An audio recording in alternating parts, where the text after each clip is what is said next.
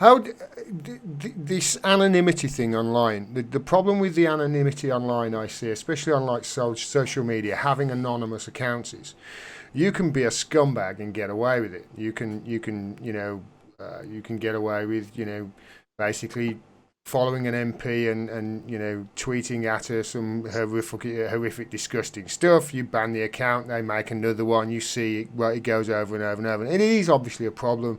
Harassment online can be terrible, and it's obviously got to stop.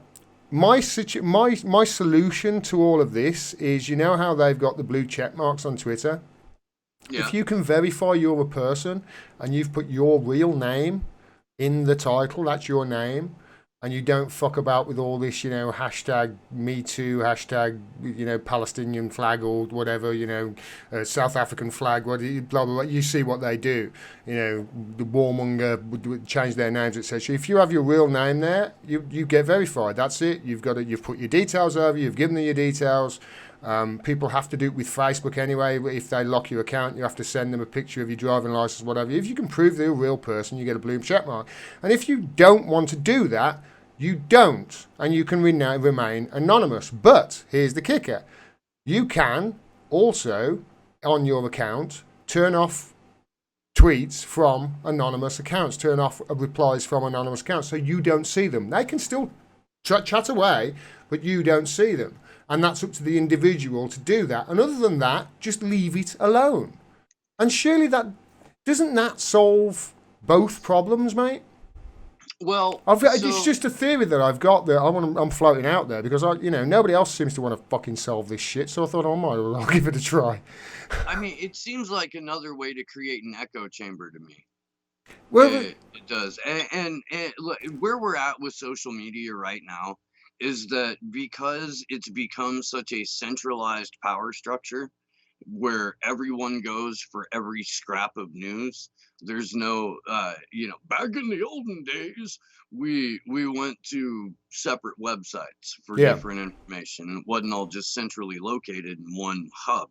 Um, and because it is, and because of the way that algorithmic censorship works, they've created independently operating bubbles hmm all throughout this one central hub where because either you're censored or because of your preferences that you do have the option of seeing specific feeds and specific people. Because of that, nobody's communicating with each yeah. other. But obviously, my point is you verify people who unverify, and then all of that other stuff that they've done, you stop all that shit. And then surely that solves the whole thing. Well, Because people you've got anybody with a something. blue check, like, that's a real person. You're held accountable. That's your, just like the president's Twitter account. They call that a permanent record, don't know, or permanent in the president. You've got it there. I mean, I've read Snowden's book, Permanent Record, and we've all got it now. If you put your name out there, and if you haven't hid your anonymity online, then everything that you've basically put out there is not just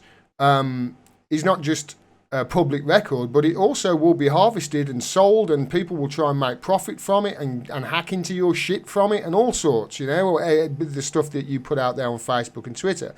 But I also understand that there is a place for anonymity online because I've read Snowden, and people who are in the technically minded fields like he is, they need their anonymity online because they need to be able to make mistakes online and not be persecuted and ganged upon, and just they need to be able to just start a new account and start all again. It doesn't mean that they're up to nefarious things.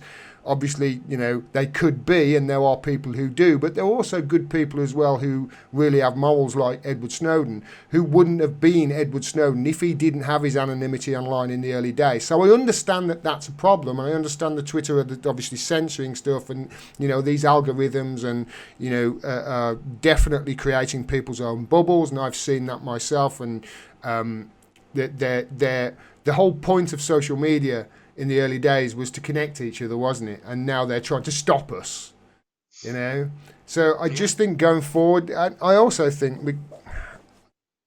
we got to take it out of the hands of the corporations. Oh, Well, I agree 100% on that one. I Because they're mean not going to it. do it unless it's profitable, is it? They're not going to do No, any of this unless it's profitable for them.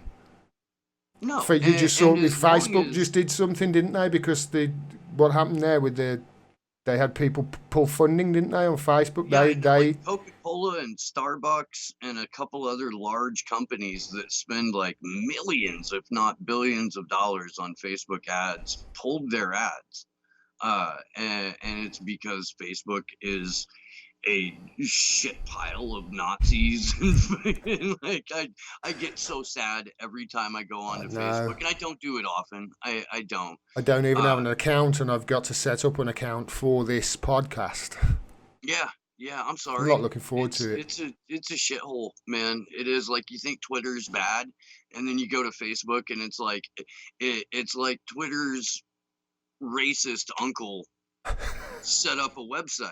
And then like Twitter's racist uncle has a brother that's a cardigan sweater wearing NPR liberal who still thinks that the national security state is vital and the CIA never lies. And it's like, Oh, you mean Ashton Kutcher? yo, sure. Oh my God, that guy.